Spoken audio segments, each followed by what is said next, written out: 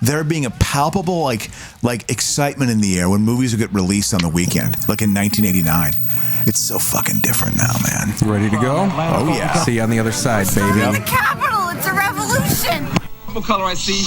Then you maintain the status. December 7th, 19... I'm gonna question a psychopath. I love you so badly, I could... I got me.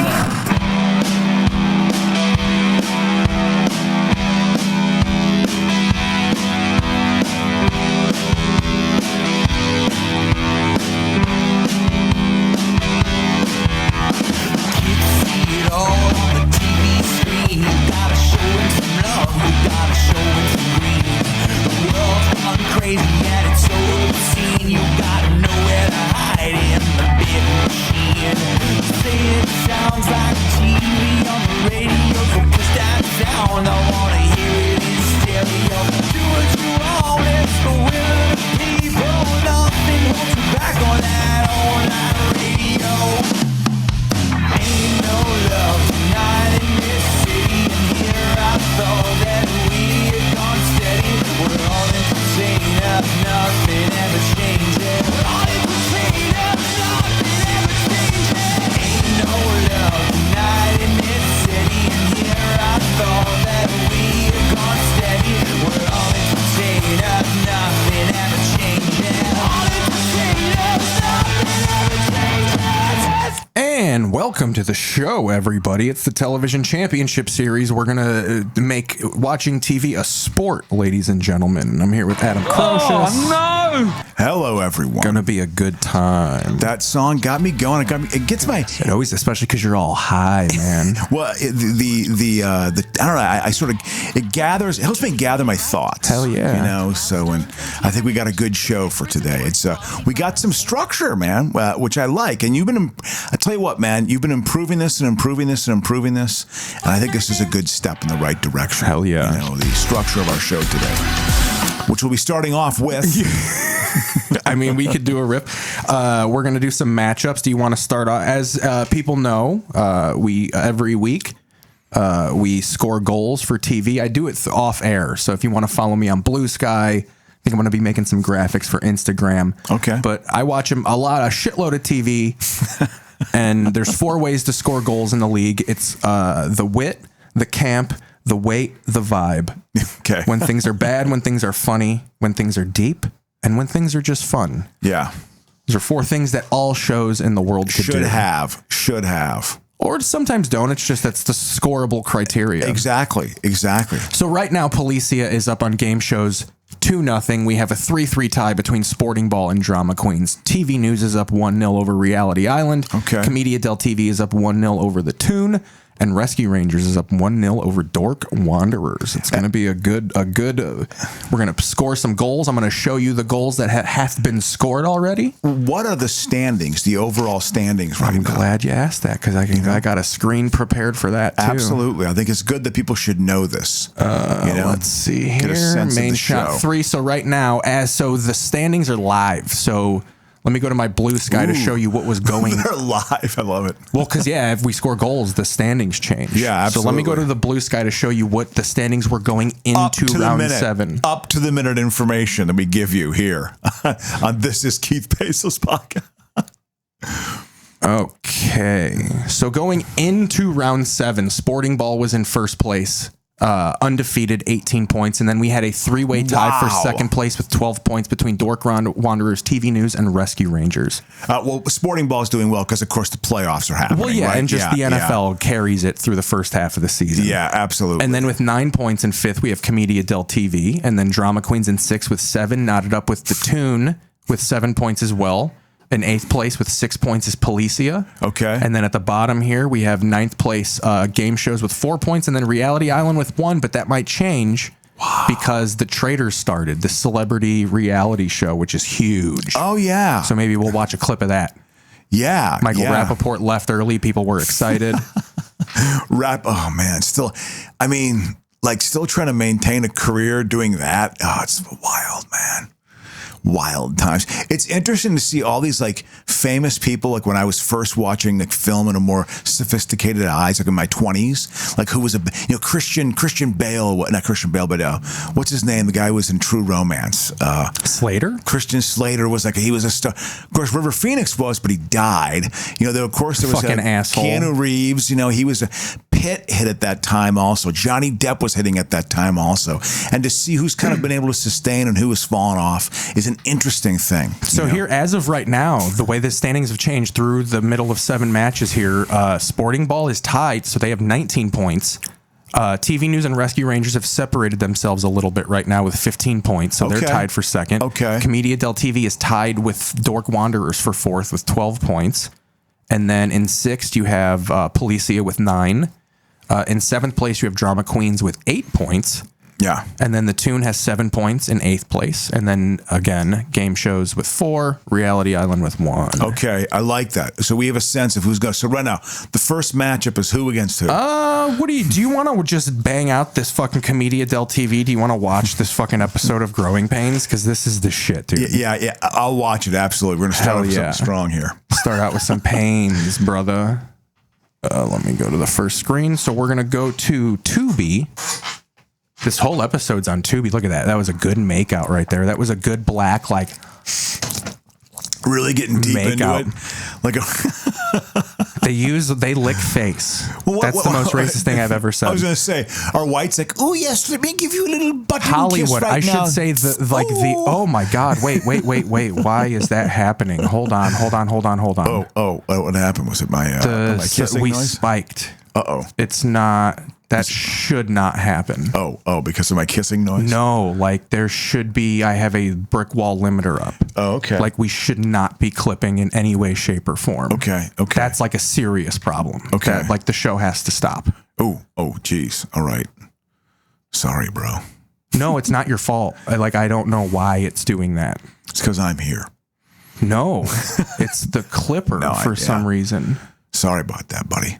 We can still talk though, right? No, yeah, I can't, but no one's gonna listen. I have to. No, what happened is the sound clipped. So like when it blew their ears out, like the meter got too loud. You have to have things in place to stop that. Ooh. And I thought I did. Ooh.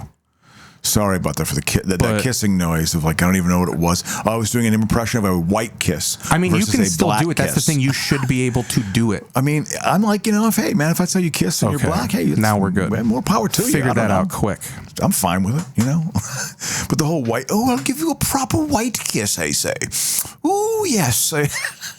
May I kiss you? Crocious is defending himself because he makes out grossly in public. I like PDA. I'll be honest. There's a difference between PDA and like literally just. Well, I'm not like a clown. You know what I mean? I don't want to hear it. That's where I draw the line. I don't want to hear your ASMR kisses. Yeah, exactly. No smooches. Don't smooch in public. Save that for your fucking living room. I'm big into You're out PDA. doing things. That's not. The holding hands is PDA. Yeah. He said first sign of dementia, PDA.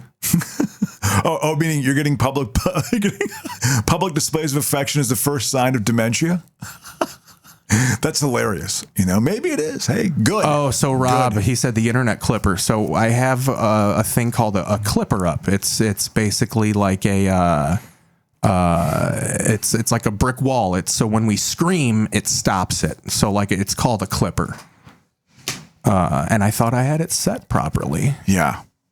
I tweaked it a little last night, but I just like messed with the gain a little bit. Like, I don't know. That really like blew my mind. Oh, yeah. Was this 1988? No, this is 90. This was a season 5 episode. Okay.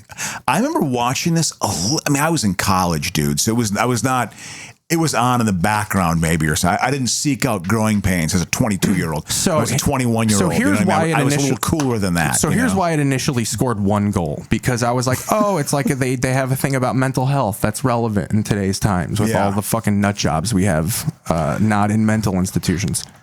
I like them like taking on an issue. Well, that was again a serious issue. Again, to my point,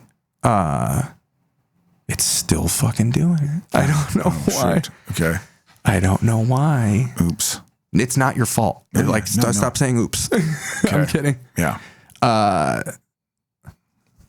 check. I literally have to do shit like I don't know why. Okay.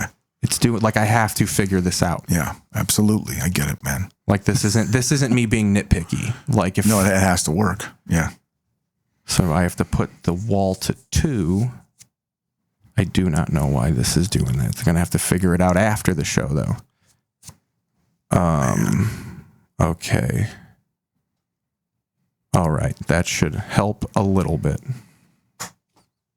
It could be an expander thing. It could be a lot of issues. But yeah, so it got a goal because of the mental health thing. Yeah. And then I watched it today, and there's Donald Trump tie-ins. It's fucking great. It's fucking awesome. Yeah. I also didn't know the Seavers were like baller like that. Like it's kind of like a white Cosby Show type of thing. Absolutely. I was thinking like Family Ties and Cosby Show. Yeah, absolutely. No, it was not as good as that necessarily, or as popular as that, but it was only like a notch below that. It had I think it was on for 7 or 8 years. I think it was on until like 92. I always looked at that show as like the 80s were true. There were still remnants of the 80s and the early 90s, but things got just pushed to the side. So Aponte, an expander is the thing that it takes all the noise away. Like if I turn the expander off, you would literally hear the noise going. Like, so an expander essentially closes off certain, like it silences the audio below a certain frequency. Okay. Yeah. And I had ours aggressive. Yeah. Like I found it was like really, so I lightened it a little bit, which is probably why our audio is peaking, because that expander catches some of the loud audio. Okay. Yeah. So like I noticed it's happening when we scream at the same time. Yeah. It's like overload, colliding the audio. Yep. Okay. Which you shouldn't do anyway. That's like terrible mic technique. Yeah, you're right. To scream in people's ears. That is true. You think I would have learned something by now, you know? Even like I've watched episodes of like Rogan, and he'll be like, can you guys not talk at the same time? Oh. Like his guests will try and he'll be like, you guys got to go one at a time. Yeah. Interesting. Interesting. So here we go. I have marked all of these Trump mentions. So we're going to go 3 minutes in for the first one. So here's the crux of the ep. So Mike Seaver has booked this party to have this free mental health clinic thing. To fund it, or a fundraiser? Yeah. And he used a calendar from 1985. So he thinks it's the next day, but it's today. So everyone starts calling to come to the party, and he thinks so they have to like literally they have the length of the episode, 20 minutes to get ready for this party. Oh, okay. And then Carol comes in, and now this is also going to get a goal. So that's 1. Wow. That's 2-0. There's 7. So we're just going to give there's 7 Trump mentions plus a side joke that's just fantastic. So ultimately Comedia del TV is going to be up 9-0 over the Tune. And here's all these goals here. God. So that's the first one. Here's the joke though. He never shows up. The point of them doing this the whole episode is to show that Mike Seaver doesn't know who Donald Trump is. And I guess in 90, he was like becoming way popular. You're going to love this joke. So check this out. You're going to love this joke. You know, the one thing he likes to fund is mental health.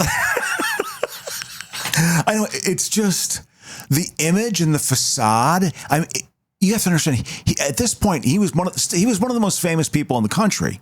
I hated him in the 80s. I couldn't stand it. I said it on the show a million times.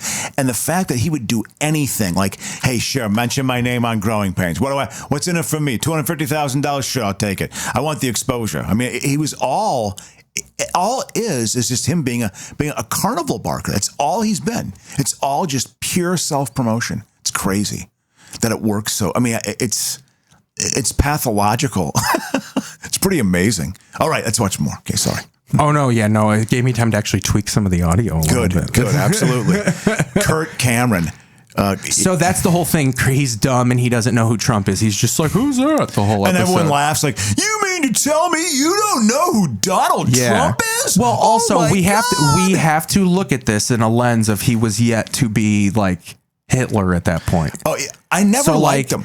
This is what I don't like, though, when people watch things in hindsight and they put their like current view on Yeah, it. like they're not saying you're saying this, but like there are people that would watch this and be like, fascist, this show was pro-fascism. Oh, yeah. Like they didn't know it at the time. Yeah, exactly. No, absolutely. It was 1990. He was just a dipshit businessman with slick back hair. Yeah, God.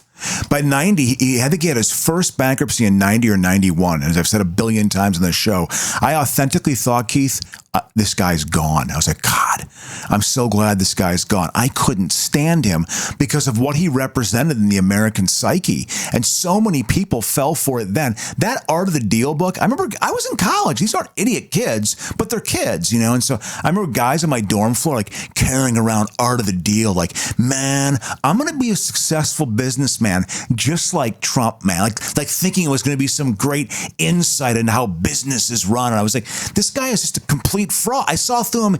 You were mentioning that last week. I didn't know that because like Toshiba, I guess, was like huge because like, VCRs were big. Dude, you have to understand. That was what Trump first got. His first thing wasn't China, it was Japan. They're not fighting fair. And there was that strain in the Democratic Party. Richard Gephardt. You ever heard of the name Richard Gephardt? Does it ring a bell? He ran for president. Dick I Gephardt. know the name. He ran in 88, and he represents a district, he represented a district in Missouri that had 2 auto plants in it. So he was very protectionist. And he was like, we're going to slap tariffs on other countries. Like he ran on that and got some traction on that. So again, I look at Trump as they have thiefed all the appropriate, like right-wing sort of things that have worked over the last 60 years, and they've put it all together in this sort of bizarre coalition, Sick intro, but we're not going to listen to it. So here's 550. Wow, that's pretty good. That's a good thing. Someone send that to him. That would be a good troll. Absolutely. That would be if you could like just edit that off. That 15-second clip would be right? Wouldn't that be a hit? Like, wouldn't the potential of going viral? Crocious, if you don't think that's going to be a drop on the board, I know. Immediately you're psyched. So he makes her like order some hors d'oeuvres last minute, and she has to call the hors d'oeuvre company, and they speak Spanish. And this is her line when he comes into this is fantastic. Okay. Oh, I'm looking forward to this. This is great. Yeah. In about 10 seconds, it's coming in about the conversation in Spanish. Apoplectic about it. It was work. Yeah, I know. I want to hear what she says after this. It's the next Trump reference is coming at 9:20. So in 30 seconds, why wouldn't, if you want to keep making this joke, why wouldn't that immediately become the fucking plot of the episode? That like Donald Trump is coming to your party, and that's like that should be the crux of it. It's literally just there. It's the B story. Is it the B story or something? No, that's like he's a MacGuffin. It's just they just keep saying that he's coming to the party. He's not. He doesn't make a cameo. They don't have a guy playing Trump. He writes a check at the end, but. Oh, does he come in at the very end? They just mentioned it's like in 200 Cigarettes when they say Elvis Costello was at the party. It's just like they're just like, oh yeah, he was here. Oh, that's so 11:57 for the next one. We might have to go through a little bit of an ad here. Oh no, here's the next one. Trump reference number 5. So he's making a volcano for a school project, and the whole episode he's trying to like work it, and they're just like, "Move." So that's insurmountable, I guess dude. I'd take this work. That's an insurmountable lead. I mean, you can't be picky. I know exactly. You can't be picky. Can you imagine sitting like? And working those jokes out? No, I'm saying just the idea that someone could sit here doing a podcast that almost no one listens to, and they're just like, could never be me. Doing a successful sitcom, yeah, right. But I would just feel so weird. Like, I mean, would I really care? I'm not saying this is you. I'm just saying that's a hilarious. I could do this. Fuck yeah, you could do it. I'd do it in a heartbeat. You know what I think too? I feel like Alan Thicke and John Ritter, that's what they were kind of hoping. Like Pete Holmes was a combination of that. They were going to turn him into like the father figure, of like a Cosby model, I mean, this very much was a Cosby ripoff. Cosby was gigantic in the 1980s. Oh hell yeah, gigantic. Let's hit 80s. Let's hit these. Let me show you this Will Lisa and Grace. Bonet, I gotta admit, I was attracted to Lisa. Oh yeah, Bonet. you loved her. I know, she was beautiful. Let me show you this hunting party. Will from Will and Grace. Couple of big celebrity cameos in this episode of Hunting Party. Okay. Hunting Party. It's an episode. It's the show from last season where the fucking underground jail exploded and all the killers. You go up. You got to go up. There it is. There it is, right there. Episode 3 was last night, but it wasn't that good. It wasn't like goal worthy. Interesting. So Ron Simmons, the guy from Will and Grace, plays this dude who would hide under women's beds and shoot them with a fucking hypodermic needle. Oh, God. It's a good time. Oh, God. A goal for the cameo. Who wants to think about that? Wolf, tell you what, man. He owns Wolf everything, dude. He's literally, I think his contract is like $1 billion or something. He's literally a billionaire. Last season on the hunting party. It's called We're going to they go through the whole fucking... I just find these shows, I don't know. We'll see. Who am I? Who am I to judge? We're doing a podcast that literally has like 4 listeners, okay? But we get people who listen to us during the month, right? We get people, So he gets them, he pokes them and paralyzes them, and then he just like sits with them for days and pretends that like they're a couple. What the hell? That's a weird fetish. I need to get my emotional needs met this way. Is the human psyche degenerating this much? I mean, it's been degenerating like this forever. I mean, this is a fictional show. Yeah. True. I'm sure this has been a thing, but yeah, they're going like way over the top to have like really dramatic kind of, like outright, like because this is like an underground where they kept the worst of the worst killers, so it can't just be like he robbed houses. Yeah. He's got to really it's got to be shit that's beyond regular jail. God, can you imagine being that level of criminal? Or that level of like sociopath or something where you truly don't know, like. So look at him. This is him in the future. Look at that mustache. So yeah, that's Will from Will and Grace. He's in this. He plays a killer. What is he, Xavier? Is he in some wheelchair like Xavier? No, that's part of the therapy. They have him doing all the. Okay. She explains it here. With a paralytic. Sims was a companion control killer, which means he didn't actually want his victims dead. He just wanted them still. For him, intimacy was only safe if he knew the other person couldn't leave, and it was after he had complete control that he felt fully safe expressing himself.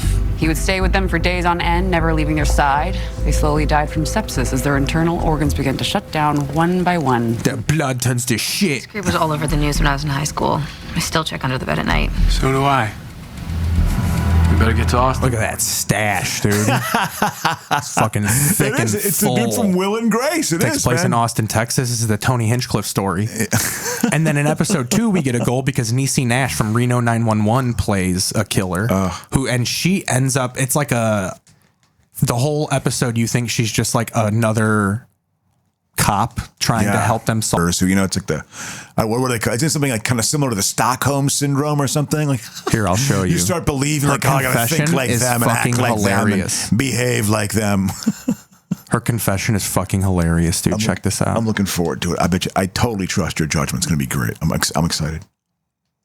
So those are the 2 goals. Wow. Right. Let's go. That's something. So that's a couple matchups there.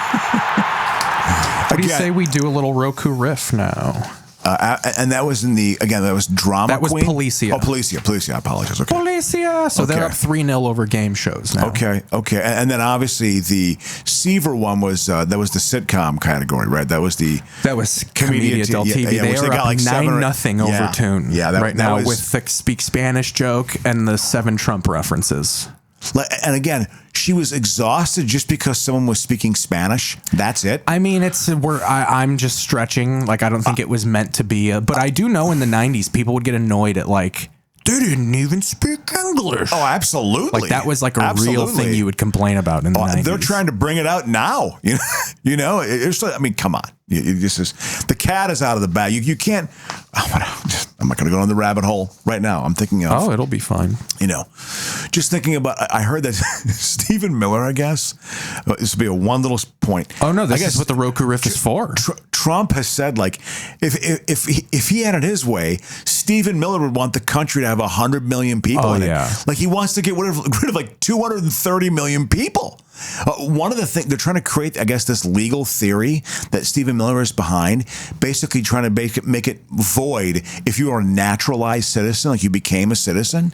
He wants to get rid of that and then get rid of those people, I guess, is one of the ideas. I mean, that is absurd. Stuff, it's not going to happen. That cannot happen. He can't already imagine said that today happening. he's not taking Greenland by force. Like, they back off everything. Isn't that, by the way, That was a pretty good. I mean, they looked foolish this week. They should be embarrassed about what happened, you know. But I don't know. We'll see what. But again, they don't care. It's just they want to just saber rattle, and that's all. We're going to just saber rattle, and it served the purpose. So they have no bottom. There's always some sort of. They get the positive out of it some way. They extract something out of it. You know, it's just no quality. I mean, I guess when he showed up at Davos, there was no like red carpet for him. It was just like him getting off a plane. There was no official state like, "Hey, you're welcome here." You know what I mean? He was like, "No, you're an asshole." You know, he got pretty crazy. I mean, he was. I think he's on the decline. You know? Oh, I think there's people that say he's going through like liver failure. Yeah, well, I mean, I don't know what it is. I'm sure they absolutely keep a cap on that. That is like his health. Again, he has that, which is classic authoritarian fascist. You have to have this like bizarre Uberman superhuman strength or something. You're infallible. Like it's this weird idea of what strength is, you know. And they play that to the hilt. That's all part of his ego. But there's going to come a point, I think, when it's going to be so indisputable his decline.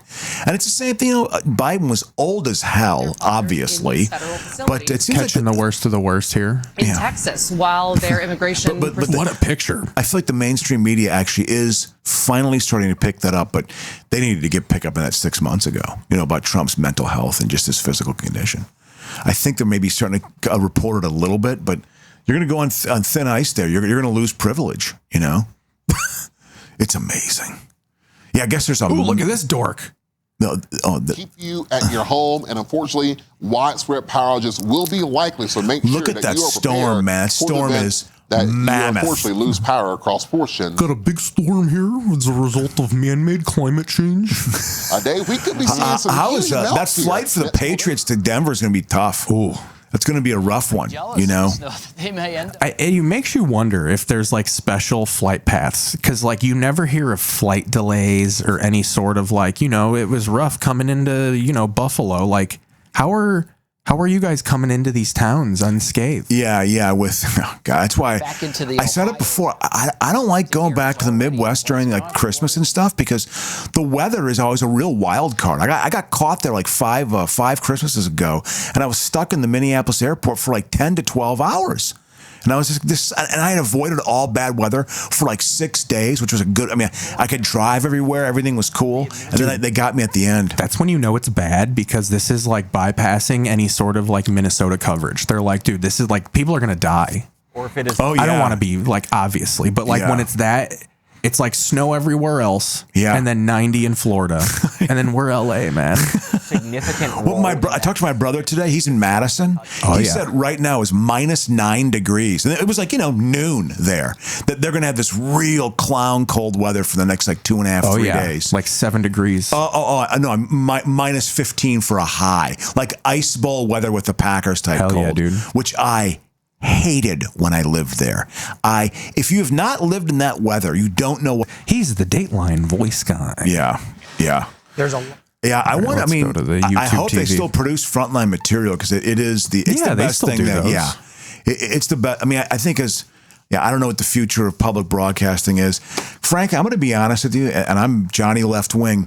The fact that they cut the budget for that, listen, they got to get some ads. I'm sorry, they're going to have to just go out and sell advertising. Or that's what's gonna have to viewers like happen. us are going to have to take the reins. And cough up and give them $10 or $15 a month or something. It's like because I feel like they lessened on those. I feel like there was more viewers like you begs in between PBS. Like PBS was always like some old guy begging you for money, and I feel like they eased off that. Yeah.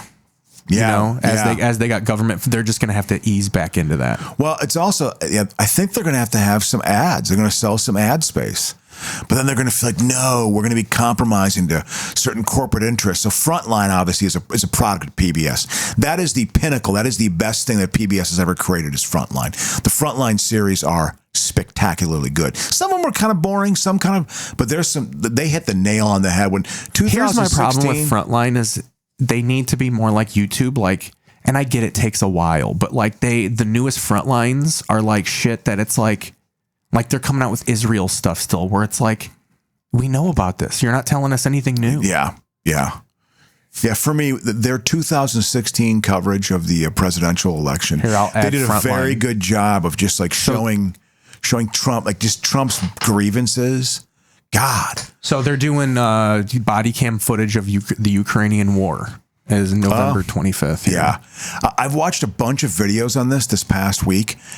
From what I watch, and it's called The Military here we Show. go. It's a British show. I mean, Russia is taking it on the chin in that war. There is a huge body count. You know what the kill ratio is? The kill ratio in the Russian-Ukrainian war? What? Every 15 Russians who die, 1 Ukrainian dies. And then It's an a angel 15 gets its wings. And it's a 15-to-1 kill ratio. That's very high. Russia is taking it on the chin. They've had, I think, 1.2 million casualties. Not deaths, casualties. I'm sure it's several To the hundred Ukrainians, deaths. that should be embarrassing. That's the Russian Polish people. Well, I mean, it's... you know what the Ukrainians have done extremely well? And America better pay attention to this. They're using drone warfare like extremely well.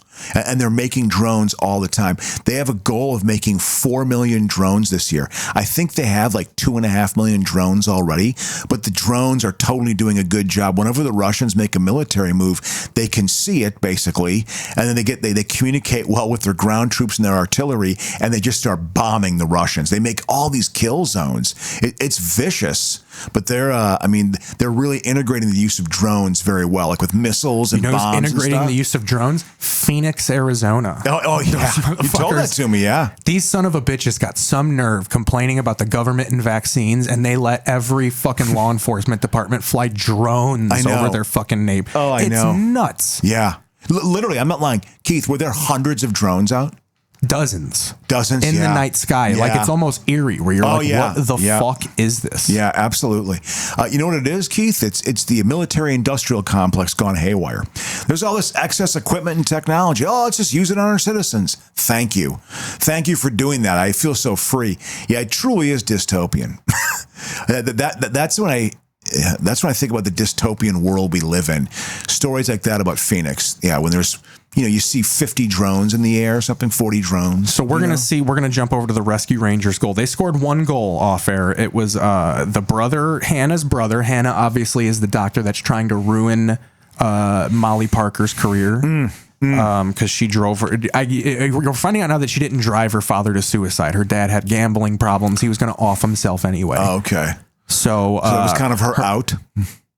Yeah, that's like she was her getting out. blamed. Yeah, she was getting blamed for it. Yep. So Hannah and the brother did a hack on the hospital, which caused the patient to die, and Hannah's cracking, and the FBI is involved. And then at the end of the episode, so Hannah kicked her brother out of the house because she's like, "You killed a guy. I don't want to see you again."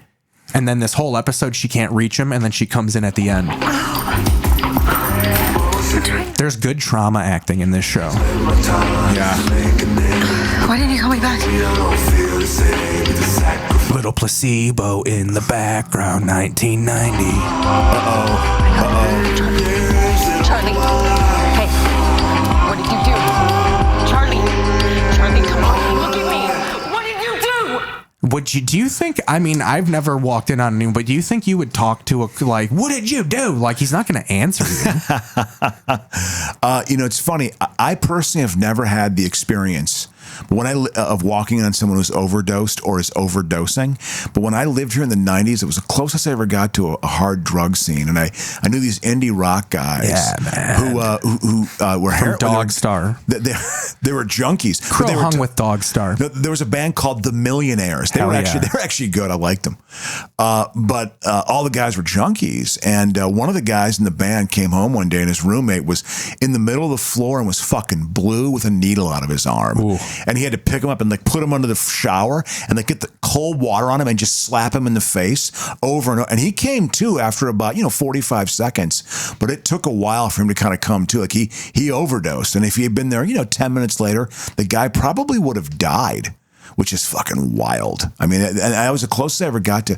I knew like 6 or 7 junkies, and it was all the same thing. I mean, the arc is pretty. They're stealing from each other. They had scrapes to the law. It's like, it was, that was the path, it didn't appeal to me because I know it's a fun drug. friends of heroin mine, specifically. Yeah. My Uncle Manny was a junkie. And that was his first advice. Like, don't do it because you'll love it. Yeah. Oh yeah. But buddies of mine who've like snorted it just said it's incredible. I mean, it's like you're in this bubble of warmth or something. Like and nothing really matters, and it's just all like So here's the climax. Everything's good. So Molly Parker's about to call her out for it. 15 milligrams tolvaptan. Do it. Stat.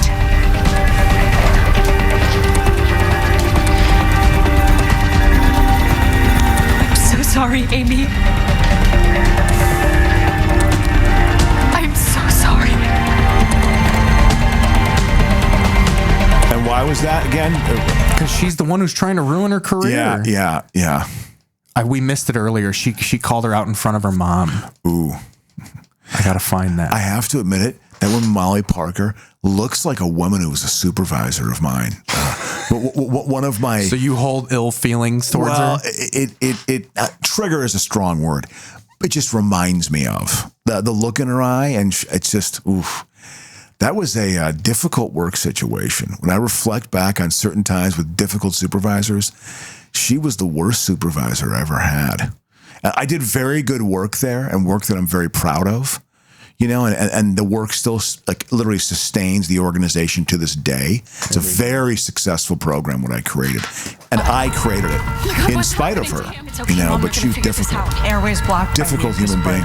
Okay, pupils dilated, unresponsive to light, it's a subdural hematoma. And what does that mean? It means his brain is swollen. To me, that's good acting. Just be comatose. Let's go. Yeah. So it's gonna be you. Right? He's overdosed. Yeah, right? that's the brother who's overdosed. Okay. Yep. So they're bringing her in. I'm trying to find the scene here. Then we'll go to break. Yeah, that'd be pretty rough. Walking in, you're dead. I know someone who walked in after someone had hung themselves, like in a garage, which is pretty wild. That'd be like you're the first person to recognize it. Like, I stumbled across this. That'd be disturbing, right?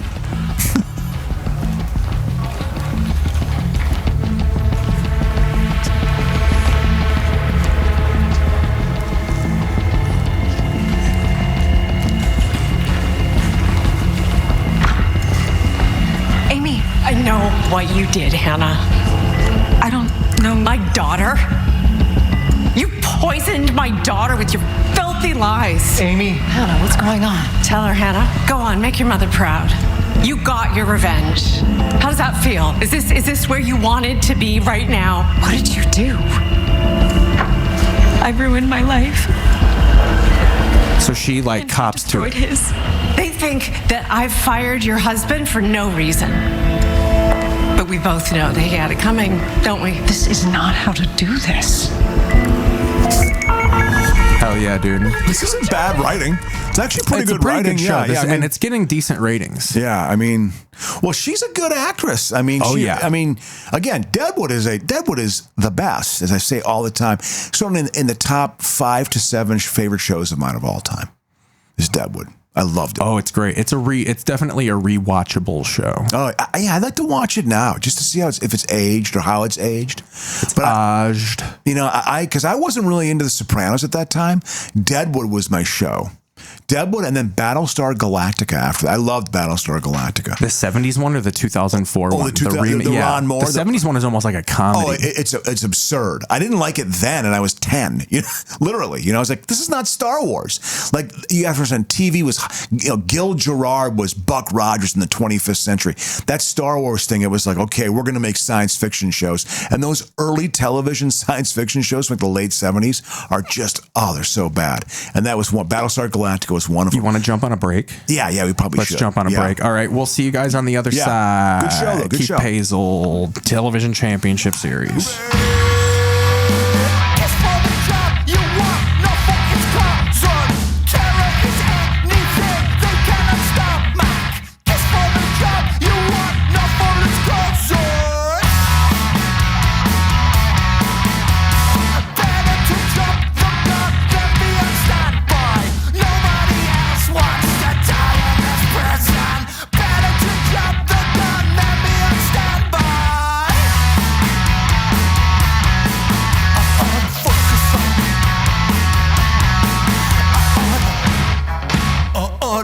focus on the prime directive. Oh, forever be a sideman. Oh, to focus on the prime directive. Oh, to focus on the prime directive. Oh, forever be a sideman. Oh, to focus on the prime directive. Oh, to focus on the prime directive. Oh, forever be a sideman. Oh, to focus on the prime directive.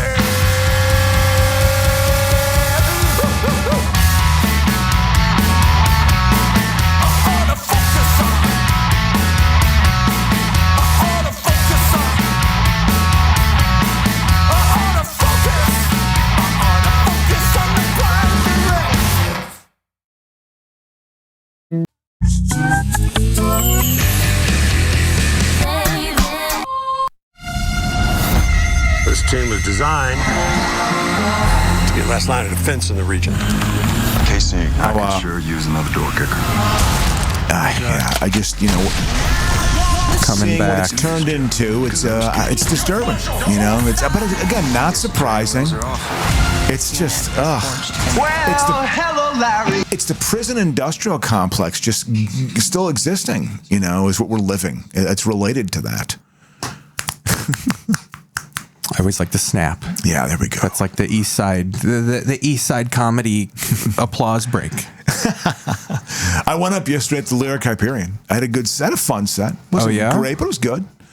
I felt good on Monday when I went up at the Escondite. I had a decent enough set for the mic. I kind of like going up there again. I hadn't gone up there I don't think I've been up there in almost a year. I didn't even go where? there The Escondite? Yeah.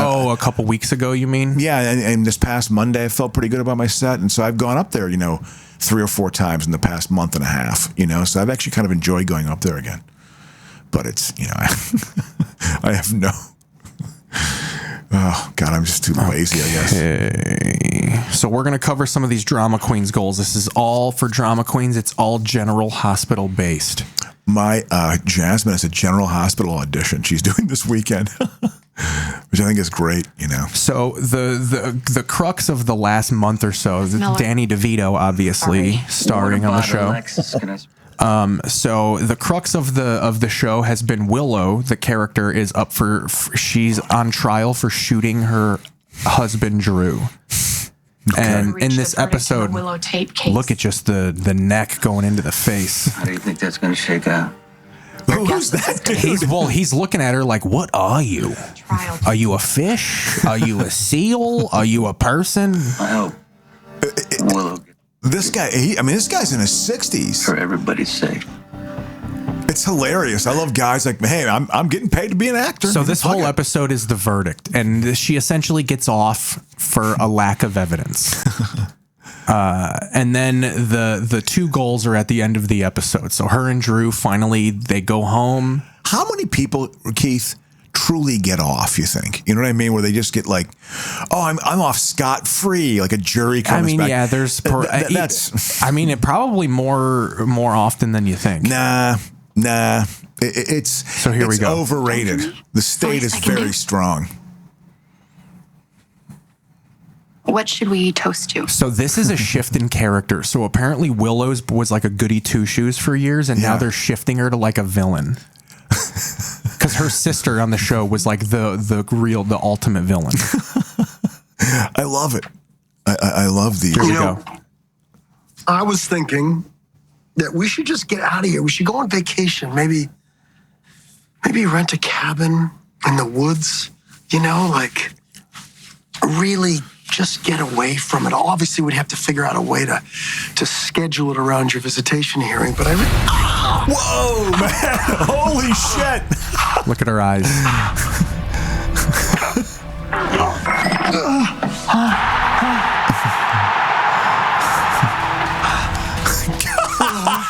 That was pretty stark. So she popped him in the neck, and she's gonna make it look like he had a stroke, and he is gonna need years of. So she's essentially doing this to get custody of her children. Okay, there we go. So that's a brace right there. That's 2 goals. Hey, that worked on me. That's been one of the most exciting moments of the entire show. And then there's also a side plot with Anna Devane, who is another character on the show. She's trapped in some fucking room. Okay. And let me see if I can get one of them here. Come on, Anna, where are you at?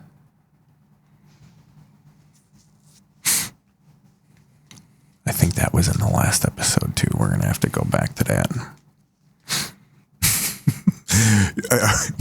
So, Keith, do an impression of people talking about John Wayne Gacy's mother. Why? Remember? Here's the thing. You always want me to do the, most exact things.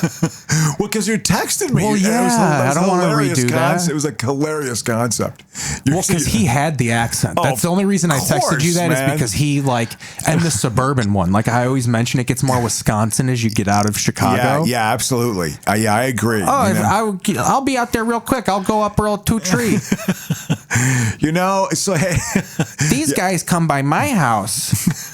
I don't know. I just know his mom lived with him for a little bit, and he totally murdered around her. Oh, so here's Anna Devane. You're the one that kidnapped me, and you're keeping me locked in here? Well, at least it's not a hole in the ground like the one on Spoon Island. What is that? Fucking Harry Kissinger? Is it Henry Kissinger? That is the voice of Yes, Mr. Caesar. President, if we bomb Cambodia, it would cause great civil unrest, but we must do it to show that we are tough against the communists. That's the voice of Caesar Faison. He's an old villain from the show, but he's dead. They killed him off years ago. Oh, but so there's 2 new villains. There's Drew Stidwell. I'm not very aware, but he's another, and they're using AI to trick her into thinking that it's Caesar. Yeah. But she's really being held captive by other people. I'll admit these past few years haven't been easy. This is like the movie Saw, but we can't afford to really make it that good. So just you get the idea. Now that we are together. You see how this intercom has dirt on it? It's a dirty intercom. The intercom is the character. Look at the intercom. It's now become the character. The intercom is dirty, which means you're in danger. I like it. Oh yeah. So her being locked in there is goal number 3. Absolutely. Well, one of the things I've always liked about soaps, I think we talked about this before, maybe off air, is they'll be soaps will have they'll have similar storylines. There was an era I remember of soaps where they all had an amnesia episode. Somebody gets or amnesia. And they would kind of Days of Our Lives I think had a possession one. I think amnesia. That's how I got into Days of Our Lives. Marlena, are you kidding me? That's the peak of that fucking show. Oh yeah, I remember watching it in the 80s during high school. Going over to a buddy of mine's house for lunch. My senior year, you had senior privileges. You could go out and get lunch off grounds. So I go to a buddy of mine's place about 2 blocks from school. We watch half an hour of Days of Our Lives. It was preposterous though. It's so bad. So bad. So we're going to go over to Sporting Ball. 16. But it's still kind of funny. I know people who've worked on, done guest starring roles on soaps. They say it's great to work there. The people were totally cool. It was very much a 9-to-5 gig. You knew what you were doing. They could produce it very efficiently. At a 9-to-5 pace. So they knew what to do. And so it was people were friendly, I guess, on set. They weren't total jerks. They knew what they were doing. You know what I mean? This is not Shakespeare in the Park. Anyway, it was actually very cool to work on. Want to hit that every time you make a joke. Great. So this is going to be one of the goals for Sporting Ball here. This is a big man touchdown. Frank Crum getting in the zone. Oh yeah. I actually did not. I watched the end of this game. I didn't watch. I'm sorry. Here we go. We love a big man touchdown in here. So that's a goal right there. Well, for me, what that reveals to me is that they aren't good enough offensively to truly beat teams. At this point, I think the Patriots can get them. I think the Patriots can get him. Although Peyton I don't want coach. The Patriots to go. I hate Drake May's guts, dude. I don't like either of those teams. I still have a bad taste in my mouth from 10 years ago. I'm sick of them.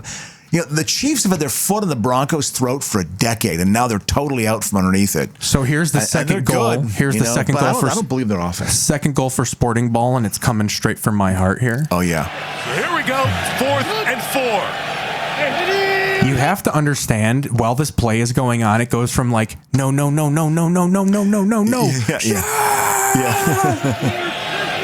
the blitz.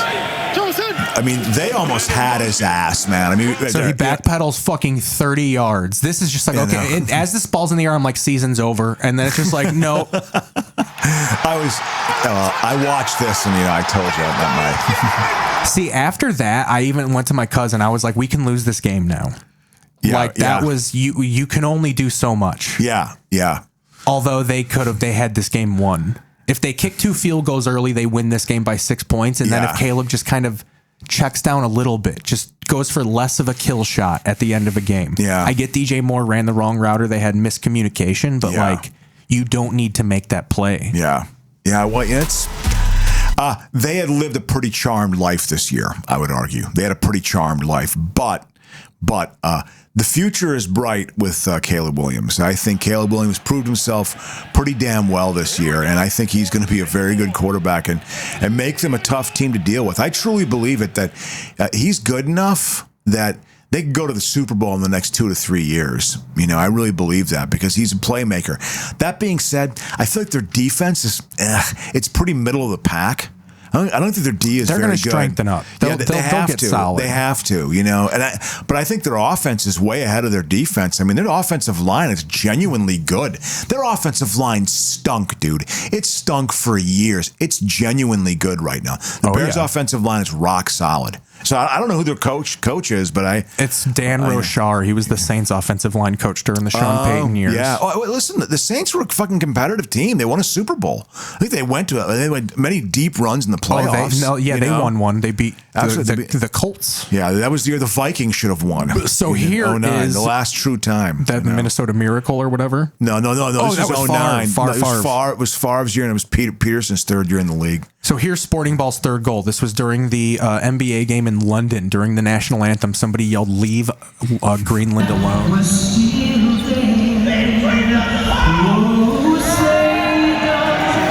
Nobody was even cheering until that happened. Yeah. So that's a third goal right there. Yeah. Trump totally tacoed, man. He completely tacoed hard. I was going to say, and they are going to leave Greenland alone. Well, the thing about it is that what happened, I guess, the Danes were actually going to do a debt call, and other European nations were lining up to do a debt call on our T-bills. Oh, dude, like I said, it would liquefy corporate America. Yeah, Jamie Dimon came out, I guess, and was just like, listen, this would be a bad idea to do this. And I guess Trump's suing him for $5 billion now. I mean, this is who you're dealing with. This lawfare guy, because Jamie Dimon came out, and he's basically the modern day JP Morgan. He's a banker, and it's just like, and his voice carries weight, and so he came out and said, no, you cannot do these tariffs. There's going to be a debt call. That can't happen. And he's suing. I think he's suing Jamie Dimon for $5 billion. It's just incredible. Like the way he does business. It's just wild. I mean, it's so evil. It's not the way it's done. There are some standards and morals in business. This guy has none.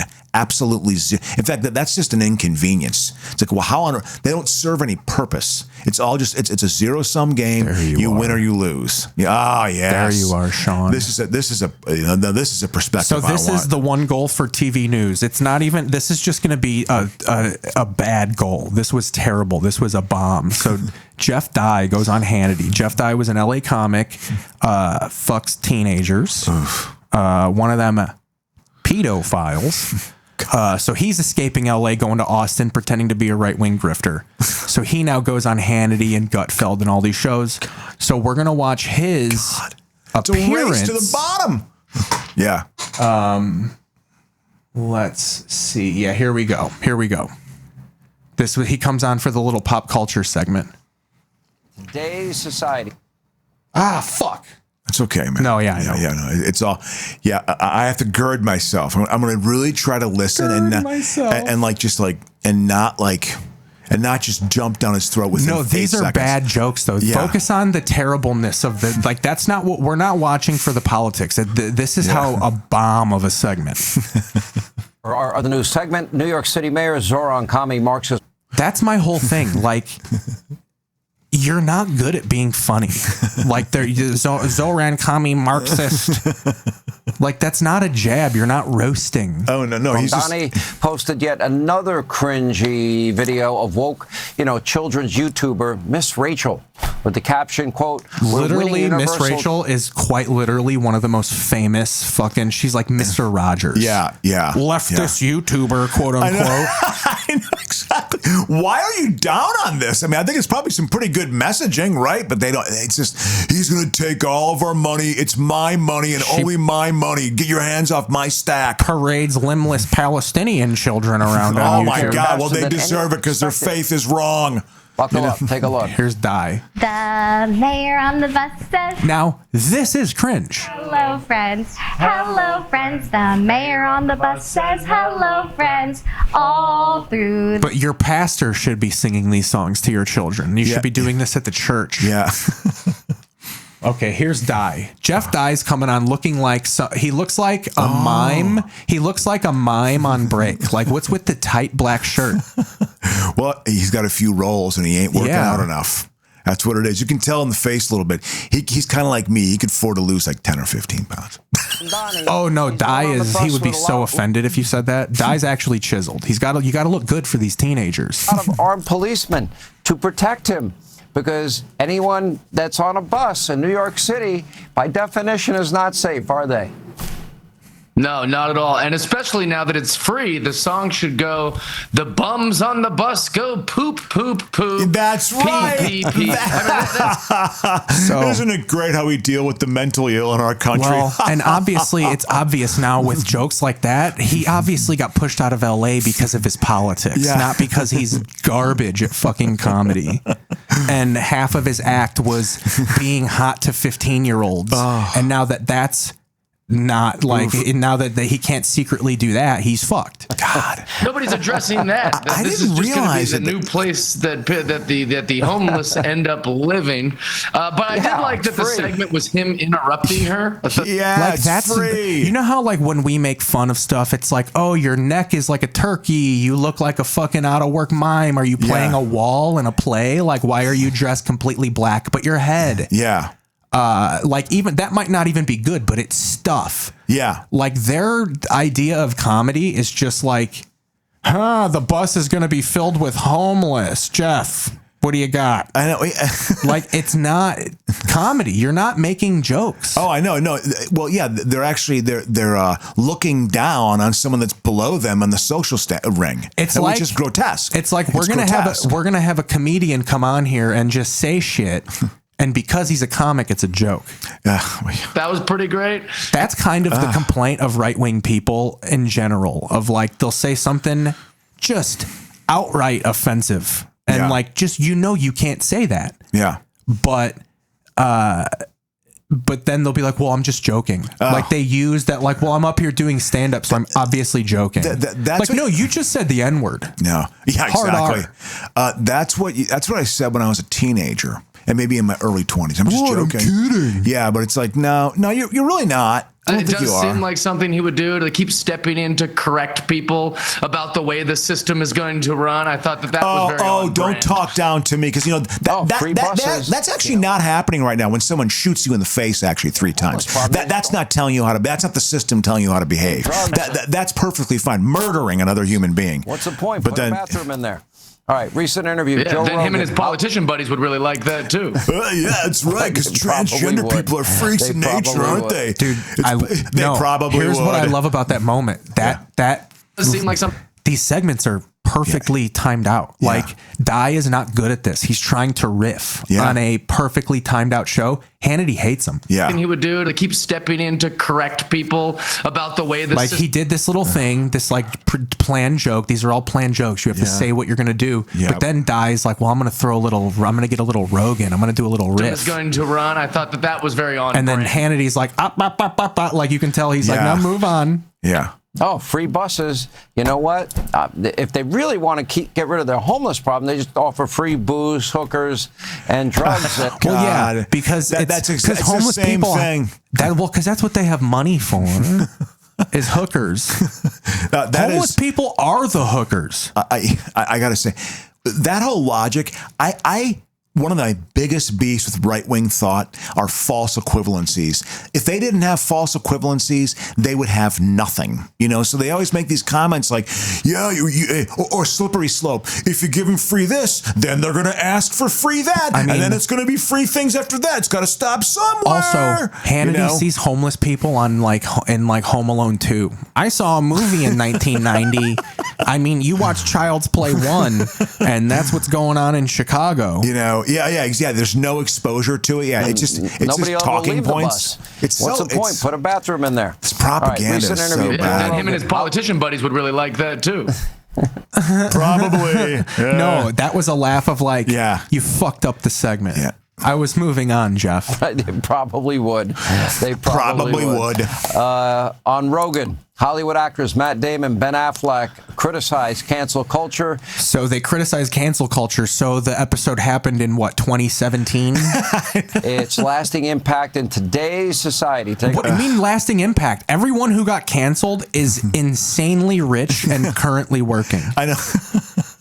It's also Harvey Weinstein is in jail for a crime. Yeah, why is it? I mean, okay, so you've canceled. Maybe they deserve to be canceled. You know what I mean? Like Harvey Weinstein is an awful human being and a monster. First of all, you know, also too, by the way, and this might be a bad Kevin goal. Spacey, I think, was a bit of a perv. Matt Damon and Ben Affleck were just 3.5 miles from these microphones during this episode of Rogan. Look how far he is. Exactly. Poor Jamie had to crank up he was clipping like us early on in the episode. Exactly. I bet some of those people would have preferred to go to. You see here how it sounds like normal? Yeah. Jamie had to fucking compress this episode. Yeah. Like the post-production had to be to make that. I bet you when he got the raw file, it was like, yeah, Joe. Yeah. And he's just like, fucking Jamie, you're going to have to make this listenable because we can't redo this. Or 18 months or whatever, and then come out and say, no, but I... So he's basically saying that, you know, people would have rather have went to jail than what happened to them now. Let's hear what I want to hear that. We can't... I paid my debt. That's crazy. Like, we're done. Yeah. Like, can we be done? Like, the thing about that, you know, getting kind of excoriated... Public. For what? Like raping people and groping? So excoriated for what, Matt? For being a fucking racist rapist? Yeah, you know, just let me do time. Let me do 6 months in jail and then you guys just move the fuck on. Are you fucking serious? Exactly.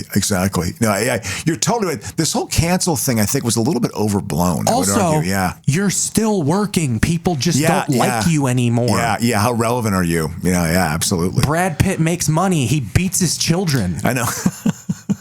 Both things can be true. He's canceled and horrifically popular. Yeah, exactly. You know, like, what are you complaining about? You're on the largest podcast in the world. I know. You just filmed fucking a 4-hour epic directed by Christopher Nolan. Yeah. Like, what the fuck do you have to complain about? Yeah, I know. My only complaint is how far you are from the microphone.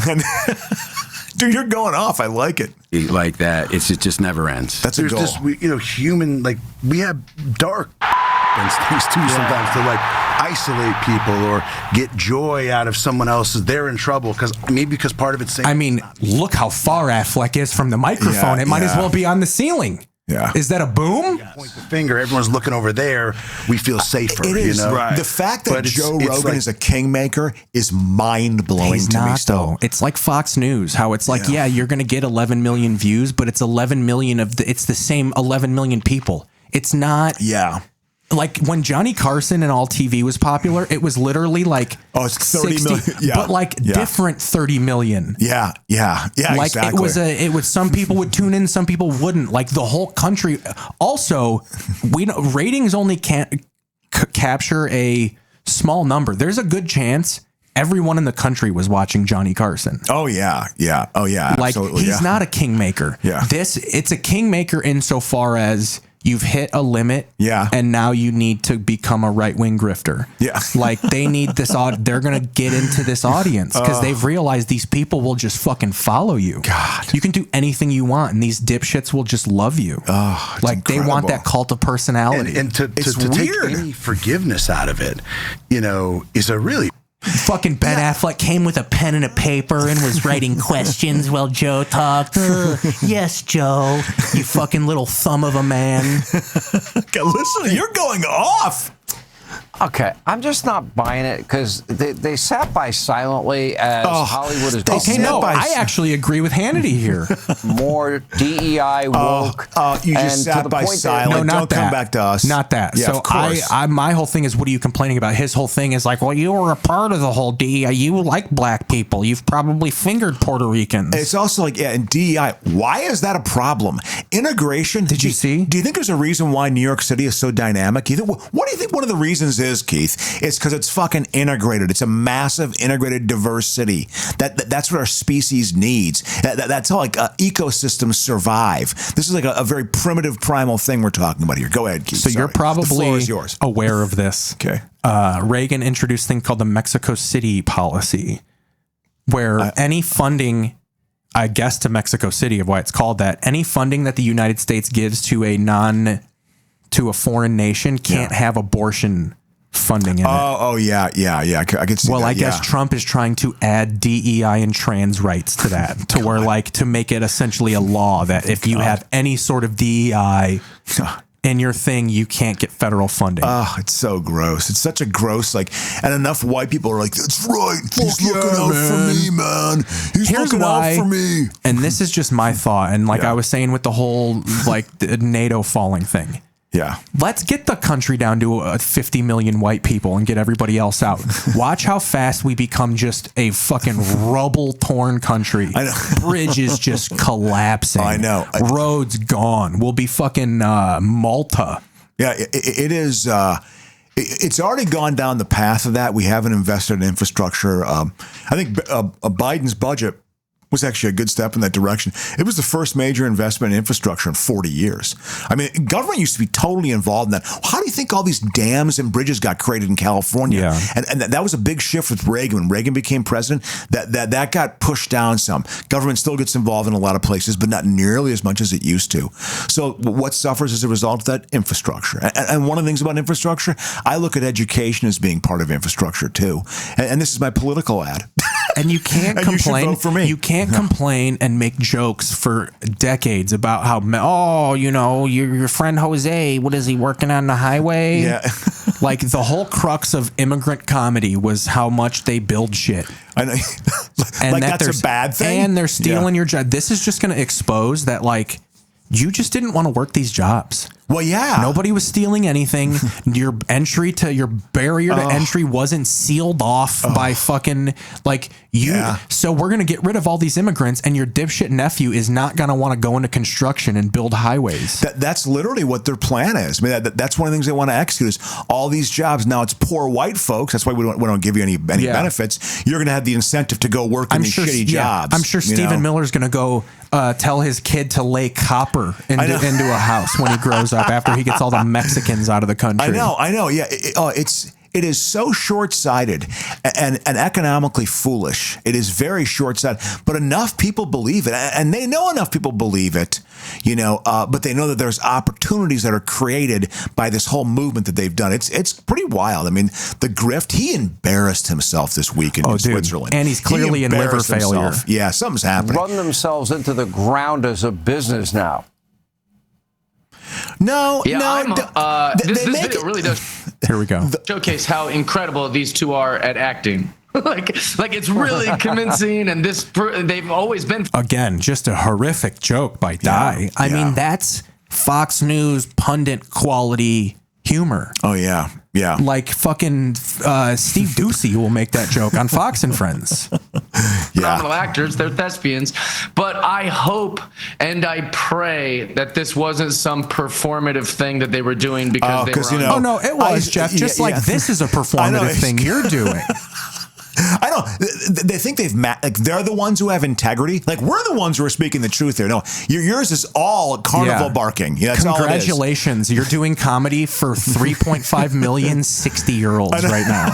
70-year-olds. Totally not your demographic. You like them in the teens. Rogan. Yeah, absolutely. I hope that this is video evidence of the pendulum shifting. Colbert on old Bill O'Reilly one time, and it was hilarious. They were talking, Colbert was talking about his show, and Bill O'Reilly was like, what's your show? He's like, well, we appeal to youth, people in their 70s, people in their 80s, the same. He's like, we appeal to the same demographic that you appeal to in Fox. He's like, people in their 70s, people in their 80s. That's hilarious. It was such a dig. I loved it. It was hilarious, And them realizing, I'm not that convinced because he was just wearing a Renee Good Colbert was great at with that. The turtleneck? Yeah, I know. On the red carpet, and Ben Affleck not that long ago was waving his finger at Bill Maher when Bill Maher was having a very reasonable conversation. Because Bill Maher's okay. He went to the White House. He's one of the good ones. And see, Rogan can't like this either because they're essentially saying, you're being a hypocrite right now because you're like a woke leftist and you're on this right-wing podcast where like Rogan's whole thing is like, no, I'm not a right-wing podcast. Yeah. But honestly, it's like, that's what I'm like, what you're saying is like, he's saying it is like oh, they're like left and they're on, but like, no, you can still be a Dem. Like Rogan has leftists on. Absolutely. I know he had that epidemiologist that talked about before, that guy Osterholm during the pandemic. I'll be honest with you. I don't really like Joe Rogan that much, but there's I don't reasons think he's for like that. a Nazi. Yeah, but he's against ICE. Yeah, he's not. He's a fool. He caused a lot of this. Yeah. By endorsing Trump. I agree, and he certainly contributed to that without With a Sam doubt. Harris about, and he deserved, and for that reason, I can't really respect him. But he actually has some left-leaning positions about I think public health, things like that. Which I think is a wise thing. But he's I don't know. At the end of the day, the whole thing about the free speech thing, it's like, I'm sorry, why are you going to put he's put Alex Jones on and Candace Owens? It's like, I'm sorry, they shouldn't have a voice. What they put out it's just lies. It's not true. Alex Jones is a complete, he's like one of the worst of this whole movement. He's been stripped by the courts of everything. Yeah, absolutely. He got over $1 billion fine, I think. How do you even enforce that? But he also, I think he declared bankruptcy too right beforehand. You literally are like giving him piggy banks. Like your old room, there's a piggy bank with quarters. It just is a saddle on him if he wants to do things in the future business wise too, like getting loans and things like that. I want to reboot InfoWars, the sequel. He wouldn't be able to get the funding probably to do that. Before. I think he still does the show. God, it's just like he's. At the end of the day, that your generation thinks it was Bill Hicks, man. Bill Hicks. He hates that Bill Hicks became him. That's my whole thing, though. Is everybody thinks he's dirt poor? It's like, how do you even enforce $1 billion fine? He's just our level of he makes like $30,000 a year. Yeah, probably. Yeah, no, he probably makes more than that, but he got the legal system came down on him because whatever. People's children had been murdered; they had been mass murdered, and he said it was it was crisis actors. It's like, come on. Their 6-year-old child just got murdered. You heartless fuck. Well, it's not just that he said that; it's that he sent his fans would go to their houses and hound them. I agree that you should be allowed to say that school shootings are fake. I'm not a goody two shoes here. Yeah, well, but. It's the fact that he basically told his supporters to these people are liars and called it's the action that got taken because of what he said. Yeah. If you he said frogs were gay. Alex Jones was a buffoon. Yeah, without a doubt. With the following. Look at that. He's like, did you have to wear the heels? The women there. That's Drew's daily battle of can we get these broads to not be taller than me? They are. I have to admit it. There's some beautiful women. It's like they're like ABC. They're like ABC News weather girls. I feel like the weather Drew women. Looks more like Stephen Baldwin every day. That's a goal. But was Stephen Baldwin in Usual Suspects? No, that was Alex. Stephen is in Biodome. No. Stephen Baldwin was in That's his high watermark. Because isn't he born again Christian now? He was in Usual Suspects. Yeah, I don't know if he's Trumpy born again Christian. He's got his own podcast now about like bad movies, where he has actors that like were in terrible movies and they talk about it. That's hilarious. It's called One Bad Movie, where you come on and you talk about one bad movie. Like you were in. That was he had Alec on, and Alec was like, "I've never been in a bad movie." Oh come on! They laughed about it. Exactly. Alec's point was more that like he feels that every movie he's done has served a purpose. Oh yeah. That like they did how they did. They were successful. They were unsuccessful. But like I feel like every movie that I've done had something in it that made it like. It made me better. I was in Chicago. I hadn't moved there yet. And I remember I played football that day, and I caught the winning touchdown pass in the pickup football. That's a crowning moment. That's when you're just like, I shouldn't be here. And then we went and watched So 90, this is Barry Sanders' rookie year, right? Because they just showed Barry. No, this is 91. This is the 90. Okay. This would have been his third year. They went to the NFC Championship game this year and got smoked by the Redskins, the Commanders, who then played the Bills. I feel like you can say Redskins. Like they were that. Back then they were. But there were protests at the Humphrey Dome. You know what this was? This was the NFL rewarding Mike Lynn, who was the GM of the Vikings, with the Super Bowl because he was such a tightwad. Here we go. He was notoriously cheap. They had a terrible GM back then. The Vikings did. He was awful. This is KMSP. This is from I think this is from Green Bay. They do a story from Green Bay here because and this she is doubled funny. the black population. Well, yeah, this is hilarious because the Packers are dog shit, and this story is them trying to include the Packers into the Super Bowl. Because they just hadn't been there in so long. We got the first 2 ones, and therefore you were still relevant. All out and making sure our newest guests are made to feel welcome in the state. Tonight we have extended coverage of this red carpet treatment. Our first report centers on the musical greeting for visitors at the airport. And our second report will show you how organizers have thought of everything for the comfort of Super Bowl fans. We begin at the airport. Minnesota's so goddamn boring. We had to incorporate the Super Bowl into every aspect of our life because it's the only reason they'd come here. What's interesting? It was also like 7 degrees. It was cold as hell. But this was the last Super Bowl before they got like Michael Jackson to do a halftime entertainment. They had horrible halftime entertainment, and Fox knew that, and they had a special episode of Living Color. They had a live episode that like 25 or I think 30 million people tuned into and took away the NFL audience because they knew what bad entertainment it was.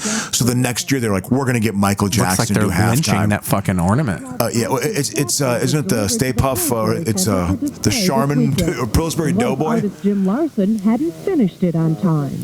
Death. It would be death. I'm just an artist in Minneapolis. I live in Dinkytown. Set up host information tables, and today volunteers handed out hand warmers. It's wild how it's even evolved. Like they just we set up card tables and gave people hors d'oeuvres as they came into Minneapolis. No, seriously, hot dog weenies with toothpicks. You know.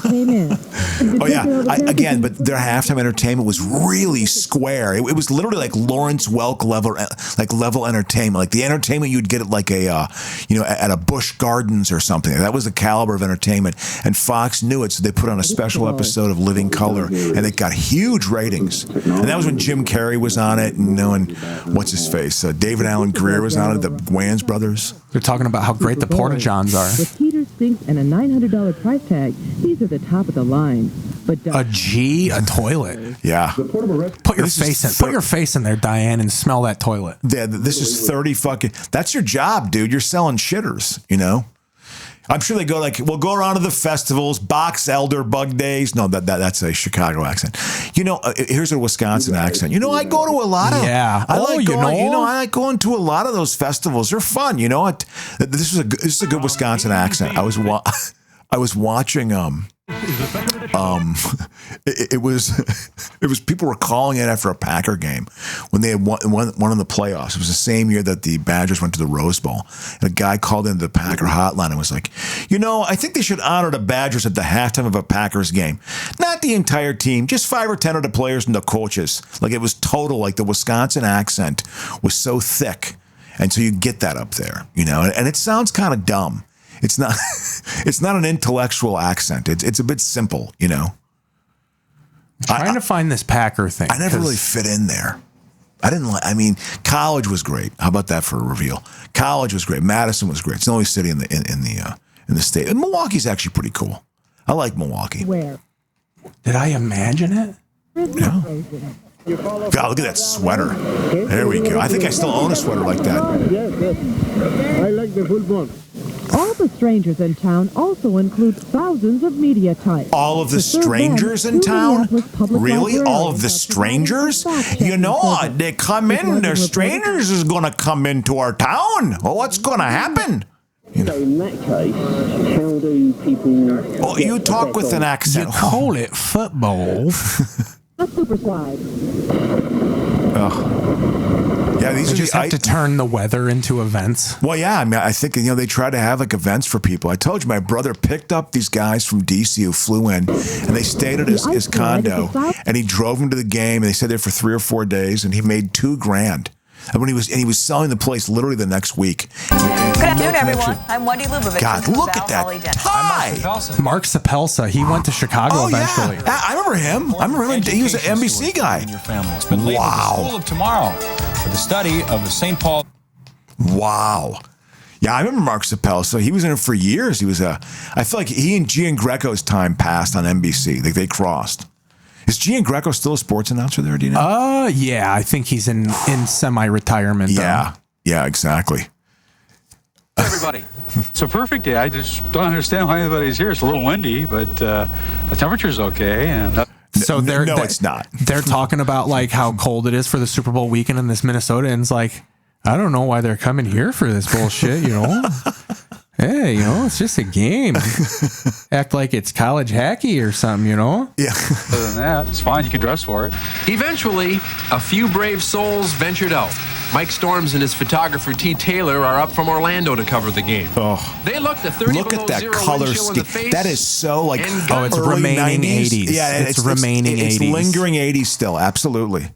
But it was starting to get a little different. Nevermind had come out already. There had been a good 6 months of Nirvana. Like that was an upheaval in the music industry for Gen X when it came out, Yeah, what else is on for that time? I mean, we're going to go to it. I don't know why it's not seemingly. I know in one of those news pieces, they talk about like how Green Bay was like, remember we won the first two. But for some reason, it's gone now. Yeah. KSTP is Minneapolis. And I think KMSP is as well. Yeah. But this was from fucking Green Bay. Yeah. I'm finding it. Yeah, well, because Green Bay was so bad. I still don't accept them as a good franchise. Well, that's ridiculous. I'm absurdly it's like, no, they're still a bad franchise. They were terrible the first 15 years I watched football. I can't accept the fact that they're actually this respected franchise. I mean, the Dolphins hired their coach from there, their head coach, I can't fucking believe that. Did I have a stroke and go to a dreamland somewhere? No, is it from 91? No, this is right before the Gulf War. This is Gulf War coverage. I remember I was getting going to some rallies and we got tear gassed, and I think they put the tear gas out in Madison. They certainly had cops out for sure. No, they didn't have tear gas. That would be a fib. But they had, speaking of fibs, there was a police presence. But that war literally lasted 4 days, and it was, and the fact that young Bush had to my father's legacy is going to be complete. We're going to get rid of Hussein. It was just like, I'm stunned. I'm stunned that I can't find that. So gross. The Gulf War, My 4th birthday party was during the Gulf War. We had yellow ribbons on all of our trees. Wow. Yeah. Oh, that was barely a war. It was that's what my dad would always say. It's a conflict. Yeah. Well, it was the United States, because the Soviet Union was gone, saying, look at all the war toys we have. That was the first truly oh my God, the missiles having cameras on them and Hell stuff. Yeah. It was live angle, baby. Yeah. Like a video game. It was very much a message to the planet too. They usually have a nose ring. And the left's psychotic break with reality. But they are so angry. They are so over the top. But they are literally at times shaking with rage over a situation they've They really have no. I mean, you shoot a couple Americans in the face. I mean, and they suddenly get violent. Why would they be upset? It's what I hate about this. I mean, we have to talk about this because we can't talk about how the guy we back is a legitimate pedophile. It is the. And honestly, I think these people probably what a blanket statement. The left wants violence. Yeah, it's just okay. Yeah. No, I know, because that's literally all like, okay, I need to have it spoon-fed to me. Like, they're that dumb. They need to see it that directly in black letters, Like, even the red meat at this point is like, this is comical. What is that? Is this an Onion headline? Somewhere along the line, someone hurt them, I think. Well, it's also, what I don't like about this, though, is it keeps their base ginned up, because Stephen Miller wants it ginned up, because ultimately, I believe... They believe this. If the people who watch this, when they see the left wants violence, they literally will see anyone with blue hair as like a violent extremist. Yeah. But also, they want to, when an ICE agent does get a bullet in the head, and something, Keith, that's going to fucking happen somewhere in the country. They want to use that to then absolutely pounce at that point. Like, they're going to even get a stronger response if that were to happen. So I think they're going to go to Philly after Minnesota. I bet you the cold there is going to scare them away. Dude, people from Philly are going to scare them away. Yeah. To me, going to Philly, I just don't see it being handled the same way. He also talks about how she and Barack have been in therapy all these years. Yes. Because they're dealing with the empty nest. I'm dealing with the next few years of Trump. Yeah. I need therapy. See, and this is where that's clearly a joke, even if she is. Like, that is where they don't get... She says she needs therapy because of Trump on a comedy show. Religious-like expression for them. And when Trump goes away, are they going to have a big vacuum in their lives? No, actually, because another fascist will take his place. We'll be fine. Try. Yeah, we'll be fine, Lara. It's also I'm not. He needs to go away. He's an awful human being, and what he's doing is causing lasting damage. I'll be curious to see. Like, again, I guess the Danes threatened to do a debt call on treasury bills. Oh, that's all, yeah. And then the rest of Europe got in line too, or a lot of European countries. I got to read about that in The Economist, because that's a very big deal if they did that. I mean, that's essentially how the British Empire died, or was basically taken over. That's probably what they told Trump. Yeah, what happened was... it was a Wisconsin Christmas pie. The Suez Canal was taken over by Egypt, by Nasser in Egypt. So essentially Israel, France, and England kicked the Egyptians out of the Suez Canal, and that was going to potentially cause World War III. They thought that the United States was upset because they weren't informed that England and France were going to do this. So Eisenhower just said, "I'm doing a debt call on both of your countries' debts," and then that was it. The British Empire and French Empire were essentially over at that point. It was truly the United States dominating the world. So I think it's interesting that these European countries may have done that, and that's pretty wild. It also shows that there's a major power play going on across the planet. Is that Sherilyn Fenn? Come on, that can't be her. It can't be. So this is called the Wisconsin Christmas pie. Obviously, about a bake competition. Is this? And again, is this the competition? It's not Hallmark. This is the Great American Family. Oh, okay. A pastry chef returns to Wisconsin when she learns her family's farm is on the brink of being sold to developers, obviously leftists. Yeah. Leftist developers who don't believe in Christ. Reconnecting with her high school sweetheart, they discover love may just be the recipe for saving the farm. Yeah. And their hearts. Yeah. This is a new one from 2025. Ooh, man. Yeah, this is directed by John Stimson. This has John Stimson stink all over it. What else did he do? I have no idea. I just like saying that. I thought you said Alan Smithy. Isn't that what you have on a script that's bad? Written by Alan Smithy? Guest judge, Green Bay Packers legend, Ahman Green. Oh, they actually got Ahman Green. They got Ahman Green. So Ahman Green believes in Christ, is what they're saying. Oh, yeah. Go, Pack, go! Can we take a goal away? Is that allowed? No. You see, look. By the way, that's a bad goal, right? That's cringe. That's camp. Yeah, camp to the core. Is that Mark Bortz? Who's the bald guy there? Something crazy just happened. What happened? Drama Queens just took the lead over Sporting Ball. Whoa! Because of this. Because of that goal. Because of that go Pack go. Yeah, I want to see the bald They're trying guy. the pie. She laced it all with fucking arsenic. Just just like General Hospital. That leftist developer got to her and explained his whole thing. Trying to have like green design principles. Why are they trying to do that? We all know the planet is not increasing any. There's no global warming. There's no climate change. That doesn't really exist. Why do they want to integrate green features into their buildings? It's because it's actually a scientific fact. That's the reason why, is the planet is slowly but surely warming God damn up. it, if that's a goal. There's a rant right there. Yeah, Had nothing to do. That's a great rant. Had nothing to do with the scene. That's fucking awesome. But I was going through their Christian. You went on a rant about the joke I made. That's fantastic. Yeah, absolutely. That's a fantastic rant. It worked.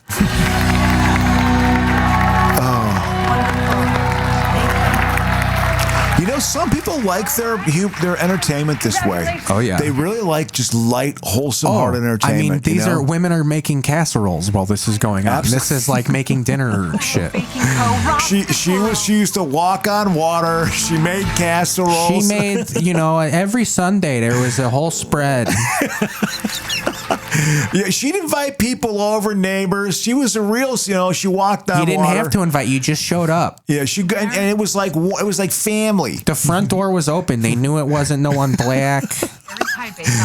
Yeah, exactly. God. The word black with a Chicago accent is just like it's black. Almost, It's almost as racist. 2 black guys move next door. Oh my God. Don't say anything else. Yeah. Having worked in the issue there, boy, the Chicago housing market is very segregated, man. It's a segregated housing market. Where is she? There's a reason why King went there. Well, this is unexpected. Sally, Brian. She's going to run in with a bomb on her fucking vest. I thought that was Cheryl and Fenn. That person? Yeah, I thought because older, she gained some weight. Let's see. You never know. Her. It's not her. Let's see. It's not her. It's like Sally McKenzie or something. I mean, it is not Cheryl and Fenn. That'd be hilarious if it was, but it's not. She'd do something with a little bit more artistic integrity. Is it Katie Leclerc? Is it? I don't see. No, they won't have a picture. Darn. They only Jennifer. have 4 it pictures. seems like it's Jennifer Joan Taylor. Yeah. Here's John Stimson. Look at this fucking dweeb. So he's done Black Car. Letters to Santa. The March Sisters. So he makes Hallmark movies. In the 80s and stuff, too? He makes Christmas movies. 2012. Wow. He makes this guy does cheesy Lifetime Hallmark movies. Well, it's a career. Absolutely. When you get good at this, you probably, if your end game is to make a good cheesy movie, you're like, get Stimson. Yeah, and it's also... Give me Stimson to fix this. I got a feeling he owns a nice house that's worth several $1 million. Oh, yeah. Oh, yeah. 1, 2. In D.C., absolutely. Incredible cherry pie. We humbly accept this prize. Thank you. So the second place person obviously got the award. Yep. Old Red's late. The dilemma. The dilemma, Keith, of just... Hi, y'all. We're racist. We're joining the great American media family. Our new unscripted series is a journey that takes us out of our Louisiana comfort zone and into a brand new chapter, expanding our roots to around... We're going to the big city around the gays and the days, and we're going to risk this communist culture. We're going out there into socialism. Oh, man. Faith-filled adventure exclusively on... We're going to bring Christ out into the world. Yeah, this is what people want. They want their dilemmas to be this. The ad quality is just terrible. Yeah, absolutely. Do you think the true born again Christian family, and who knows, it's complex. There's millions of people who claim to be born again Christian, but do you think a lot of families, they're just really struggling with like dark stuff and they just can't integrate it, and they're just hyper religious as a result of their inability to accept the fact that they have like dark feelings, or you know what I mean? Like, I don't know. Or what is it? I think most people that are in that situation, they are not allowed to think about what their feelings are. Yeah, exactly. So repression. Would you say repression is the most dominant defense mechanism? Or just like not even that. It's not. They don't care. Yeah. They're not paying attention to what's going on. Yeah. They don't. Crazy. It's not in their realm. Even like sometimes Alicia, she makes me turn the news off because she's like, this isn't like, I don't focus on this stuff. Yeah. Yeah. Like, that's why most of the people are like, I'm sick of politics type of thing. Cause it's like this, I'm poor. Like, I don't care about Davos or whatever the fuck. Oh, well, Yeah, it's it is like it's embarrassing, but they're just like, okay, it's embarrassing. Who cares? You know, it's also something. It's a complete the hollowing out of NATO, or the attempt to hollow out NATO is incredible. You know, and there's a real lack of trust. You know, the Canadian Prime Minister had a very eloquent speech just talking about kind of this new world order that's going on. He's like, you know, the old way didn't transition. There's a rupture that's occurred. You know, and so they're making deals with other countries. And that's the biggest trading bloc on the planet, you know, and they're claiming they want to go with China on deals and stuff. It's wild that they're actually doing that, pitting powers against each other, like giving a voice to like middling countries. It's wild, you know. And again, the dominant countries just controlling spheres of the planet. It's odd, but very real. Very real, and they're playing it poorly, I would argue. We're going to watch The Traitors, some reality TV here. Sure.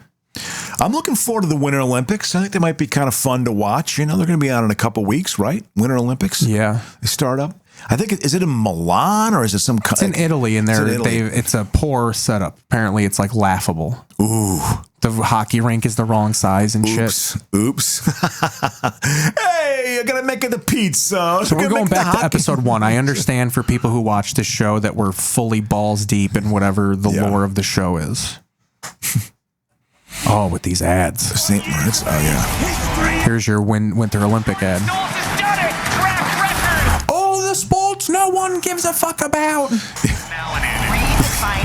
He's a leftist. Yeah. What I want to watch, and I'm going to blow I told this joke. They're coming? Are we not gendering? They are coming? The woke Olympics? They? So here we go. I told this joke, and I'm going to tell it again on Thursday at the Lyric Hyperion. I just said, I'm looking forward to watching Johnny Weir and Tara Lipinski. I mentioned this before. And no one knew who the fuck that was. But I was like, they do ice skating. And people knew it was. Like, do you remember? I'm looking forward to the Olympics because they do ice skating. People were like, oh, yeah. And it's like, I'm just wondering, when they get done, announcing figure skating, do they scurry back to Tara Lipinski's hotel room and play with her extensive My Little Pony collection? That was my joke. And some people laughed at it, but I got a little bit of like, well, because a little phobic, you know. Well, because, yeah, furries, like you can, like being into My Little Pony's like cool to nerds. Like that's not an insult, but it's almost like they're just like, what? Okay. No, it totally got like some big laughs too. It got some laughs too, but it was like, I was in a sketch about Maddie Ryan had a girl over, and it ends up you find out that he's a brony. They call them bronies, guys that are into My Little Pony. It's a real thing. It's a real genre. Wow. So here's this video is called Meet the Most Hated Man on the Traitors Season 4. This is all about Rappaport. And then we'll move on. I mean, Blue Jasmine was a real indictment of like New York society. You know, I thought it was a dark indictment. You know, and he can get away with it. The respected artist, director, Woody Allen. You know, but I didn't like him. Mighty Aphrodite wasn't funny. I didn't really watch all of his, like Sweet Lowdown with Sean Penn and that whole era of his. Manhattan Murder Mystery I liked. That was good. That was the last one I liked. The Traitors Season 4 is back, and one man has solidified himself as the most hated man on the season. I'm straight up faithful, and I told you what's up. Straight up faithful. And I think you're full of doo-doo. You look like a Palestinian. That I'm the best looking, smartest, dopest, faithful, the best looking, smartest, dopest, what the hell is he doing at this point? So he's embarrassing He's trying himself. to be New York. Come to stab each other. I mean, he at this point is taking this like Michael Rappaport. His support of Israel is destroying his fucking career. Dropped for the week, and these faithful trying to suss out the hidden traitors are, well, hopeless. Absolutely hopeless. Yeah, this week they are truly going to be hopeless. Okay, so where things are at now, everyone is waiting to find out who was murdered in the night. And last night... So apparently like yeah, it's like Clue type of thing, but a reality show. Threatening axe-wielding maniac that I've ever seen, and blindfolded until the traitors arrived, where they were either Michael Rappaport. This is like what Alex Jones filmed at that fucking camp. This is the traitors. There's a psyop happening right in front of you. The lizard people. Was he a lizard people guy? Oh yeah. Yeah. Oh yeah. And their stories. And wouldn't you know it, Crocious? The lizard people, they're Jewish. Yeah. I don't imagine that. Go figure. God. Bizarre. Poor Ron Funches. Is that Ron Funches? Yeah, people probably don't even know who the fuck he is. And he's all autistic the whole time. He says nothing funny. I think he's a pretty funny guy. He's a funny enough comic. But they don't get it. I know. They're like, why is this guy here? But it's crazy that this is what he's doing. You know what I mean? This is an opportunity he's got to take. I'm a fan of the show. When interrogated on what went down. You go in, they tie your hands. Oh, it's that woman from It's Jenner, dude. Yeah, no. It's from Lisa Baywatch. Rinna. That's Lisa Rinna. Yeah, wasn't she married to Harry Hamlin? Yeah, and she was in Days of Our Lives. Yeah. She was one of the Hopes. Yep. I was like, please, I'm a good faithful. I can help you. Wait, why would you tell the traitors, save me, I'm a good faithful? I feel like that would be a really good reason to kill you. It's Usha Vance, obviously, in the trader's house. Wives of Dubai is the one who's axed, and despite the over-the-top acting, I'm gonna fast forward through this guy's thing. Let's get to Rappaport. Yeah, he delivered one of the Rappaport's at this point in his career, he's got to do this. There we go. You know, save himself. Threaten the people who hold his fate in their hands. I hope that my spirit and those of all my other faithfuls will haunt you for the rest of your lives. And well, when he did this, one of... Is that Timothy Chalamet? Is it? Yeah. Hey, I'm slumming it Marty for a while. Supreme himself. Okay, then move on to their next challenge to try and bank in some more money for the prize pool. Where here they have to find these spears and ram them into these effigies and yell someone's name out like it's an anger management. He yelled Benjamin Netanyahu's name. Oh yes, and the person they yell will be vulnerable for killing in the night. But there's no real strategy here, just people getting their name yelled out and then yelling out the... See, that's where I wouldn't be able to separate myself, how like we talk about a suspension of disbelief, like how you have with pro wrestling and stuff. Yeah. I wouldn't be able to buy into the like, oh yeah, someone died last night. Oh, of course not. Like, no, they're fine. They're fine. There's real people being murdered by ICE agents, by federal government officials. Yeah, state terror is actually being encouraged. I've been trying to do a bit on stage that no one grasps, and it doesn't seem like it works well. And the concept is, like when Nazi Germany was going on, obviously I looked it up. There was like an open mic scene. There was like poetry open mics and shit. Yeah. And so like when Kristallnacht happened, you think they canceled some of the mics around town? Oh yeah. That Whereas like out here when ICE, like we literally had the Escondite open mic. Like my joke is like, you know, I thought like when World War II was happening and like Kristallnacht and all the Gestapo, like that pretty much, they made it seem like the world stopped to stop that. Yeah. And like that same thing is kind of happening now. And like WWE is still going to do Money in the Bank. Yeah. And like people don't laugh at that. To me, that's a hilarious concept. Yeah. That like, kind of the same thing that's happening that happened in World War II is happening now. And we're still like having shows. Yeah. That's sort of like that distract people, whatever. Sort of I mean, I know you need it. Yeah, but like, it's going on. Should you really do WrestleMania this year? I know. But of elimination. There's enough people that like what's going on that, and they know they have enough support. It's like I'm sure some celebrities they asked to do this and they were like, no, there's fascism right now going on in the country. I can't do a reality show right now. But would you say that this was a the true hardcore? Who knows with Trump? The next morning, the true hardcore. Would you say 20% of people in the country support ICE? 25, 20 of what? That support of the country supports ICE. You know, it's like 9. Yeah, it's way less. Yeah, it's even less than that. Yeah, it's way down low. Yeah, people don't like it. It's a loser. There's no doubt about it. So, we're gonna spin out here. We're gonna ease into the end. Absolutely, man. I'm fine with that, bro. It was a good ep. Absolutely. I mean, we're at like 2 hours and 17 minutes to record here. I like to add a little because we did take like a 10-minute break. Absolutely. So like we really only the whole like so the episode's been good. I mean that actually was only like 40 seconds. Oh, like that's one of those stand-up things when you're doing like a 3-minute set and you're like, what was I up there? 10 minutes? Yeah. Like sometimes even when I'm panicking with audio issues, I'll re-listen to it and I'll be like, oh, that was like 20 seconds. Yeah, exactly. Because you're all hyped up because of the show. It's early. It's got to do well. I did have to toggle with the gate. It's not as set as I'd like, but we haven't peaked since. Okay. Ooh, our boy Jesse. Jesse's been off. He's been on vacation. Yeah. I wonder where he goes. This is a private. Oh, that's the thing. They go to where there's people of color. to watch the masters of the universe, that's what I call them, who fly in private jets only. And some of them fly in a jet here and then take a helicopter. Also, I don't like the idea that they take this stance that only leftist celebrities take private jets. Oh, you think Elon Musk is flying Spirit? Come on. I know, it's absurd. They separate everyone Decadent Davos. and make you wear a bracelet so you don't get it twisted. See, again, like, they're talking about how elitist Davos is. Can you believe these elitists were embarrassed by this fucking amnesic fucking liver failure walking in? By the way, when you see pictures of Trump from below his chin, like low, he does not look good. Like his skin is turkey neck, and they put a lot of base on him. You know what I mean? Like if you saw his actual color, he'd be extremely pale, I think. The buzz this year was about the food.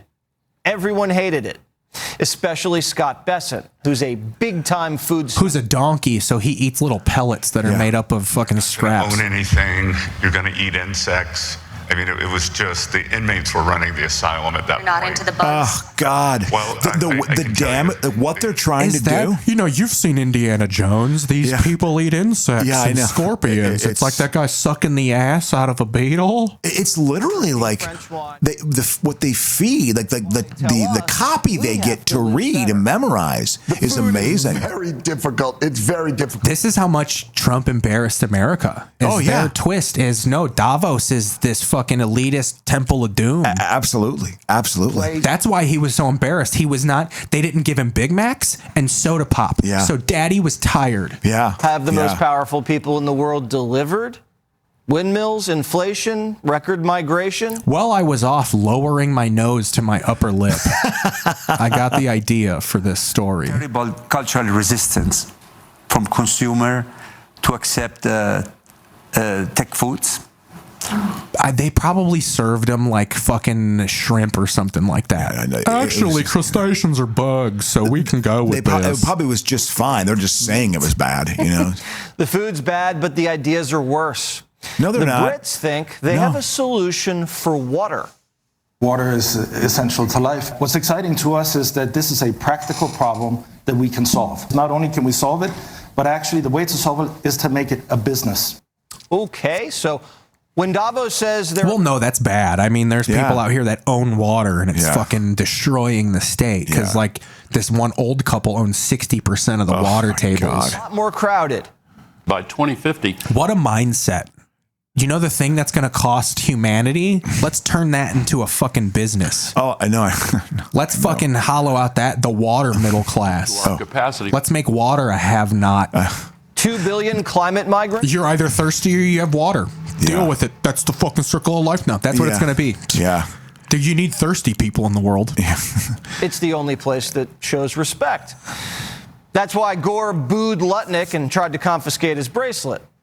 Why are we even listening to Gore anymore? He said Greenland... He just invented the internet. But it's still just one big fat block of ice. No, it's not. Whatever That's not to the true. rain And it's bombs Gore promised. No, Not a single hurricane. Again, it's a lot of... I mean, it's ugly. Yeah. The whole, again, they're trying to use the same model in Europe to undermine the political powers there by saying it's people who are pissed off over environmental regulations. Because, again, this is all about, it is about global warming. And it's one of the main, that and woke culture are the two foundations of right-wing populism. They really don't like what people are the states trying to do with like global warming and changing renewables and all that. So, I mean, they are really trying to put the kibosh on that and succeeding at it. I mean, but whatever. I think it's a losing battle. I mean, I think eventually the entire grid has to turn into green sources, and whatever. Let's go to the left wing's Jesse Waters. Chris Hayes, who, as we say, is Rachel Maddow.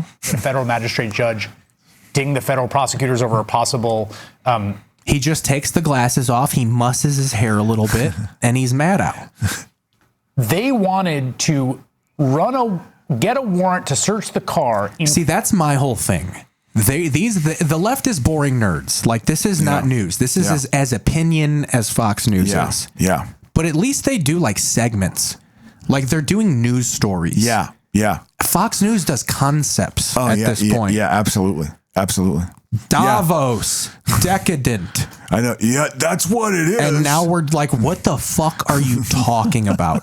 So you're criticizing a place because it's nice. Yeah. Because somehow having a nice country is like, what are you fucking whack socialist? You don't want to have crumbling bridges? I know. You don't want your country looking like fucking Lebanon? I tell you, this is the truth. It's one of the things I've noticed from when I was a kid to now. I've said this before. In 1980, 2/3 of the country was in the middle class, and now it's like 40%. And you do notice it. You know how much these bros hated that probably? Like the secret meetings people had complaining about the middle class from 85 until 2017. Yeah. You know, and then Reagan's election was key to the dismantling of certain Glass-Steagall, when they took Glass-Steagall away. There's a whole range of things that were done. That actually was big, wasn't it? Oh, absolutely. Glass-Steagall essentially was like it made it so where you can't scam people through the stock market. Well, here's what it is. Essentially. It was a Depression-era legislation that said, you know, because banks have different divisions. They have an investment bank. They also have like a retail side. And you used to be able to take money from the retail side and put it in the investment bank side. And they basically put a wall and said, no. Retail law is a little different than right. So that speculation wasn't as bad. And you can probably like launder money that way. It's probably more depth than the way I describe it. That's basically what it is. Well, that was taken away actually when Clinton was president, and that freed up even more capital. And that was one of the contributing things they think to the housing market and the 2008 financial crash when the bubble burst with that. So my friend Andrew Higgins was a Reaganite in high school. Yeah. Loved punk rock. Cool kid. I don't know what he's doing now, but he ironically loved Reagan. You know how we had a weird, like there were some... Absolutely. So he would always say Bill Clinton didn't have a good economy. Reaganomics just kicked in. No, it's not true. At that time. No, it's not. The Cold War ending helped out Bill Clinton a lot.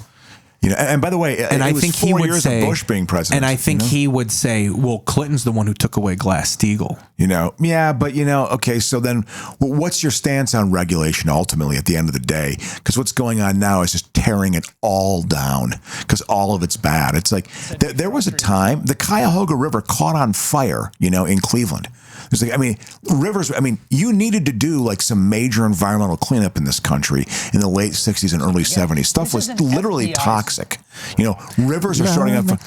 So you had to have, the Clean Air Act is a good thing. And they want to gut all that. It's just incredible. And just, you know, contribute more greenhouse gases because they just don't see it as, and they've buried their head in the sand over climate change and global warming. They just don't want to talk about it and don't want to do anything. That being said, there's a lot of industries out there. Even in the States, there's green industries that are actually doing pretty well. Solar is actually doing pretty well in this country. Like they're definitely building. I think there's a ton of solar panels in Texas. They got a lot of wind power there too. Oh yeah. So a lot of jobs. I'm looking for jobs, and selling solar panels is a big one. Well, it's like, you know, and for, you know, 40 years ago, 30 years ago, none of that existed, even 20 years ago. So there's actually an industry that's getting its footing. It's just, you know, fossil That's fuel. my big worry about the economy is that it's only going to be that scaled wages will go away and jobs will be all commission based. Oh, God.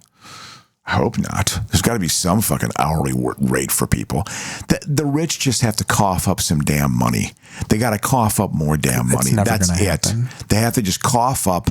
And I don't even, it's just, you know. We're going to end on the movie channels. You know, so, but you know, yeah, they don't want to do that. So, no, it's not. It's going to choke off economic innovation and growth. Yeah, you know, having they got this Mel Brooks doc. So Judd Apatow did a Mel Brooks documentary. God, he's still alive. Oh, dude, 101 or something, 99.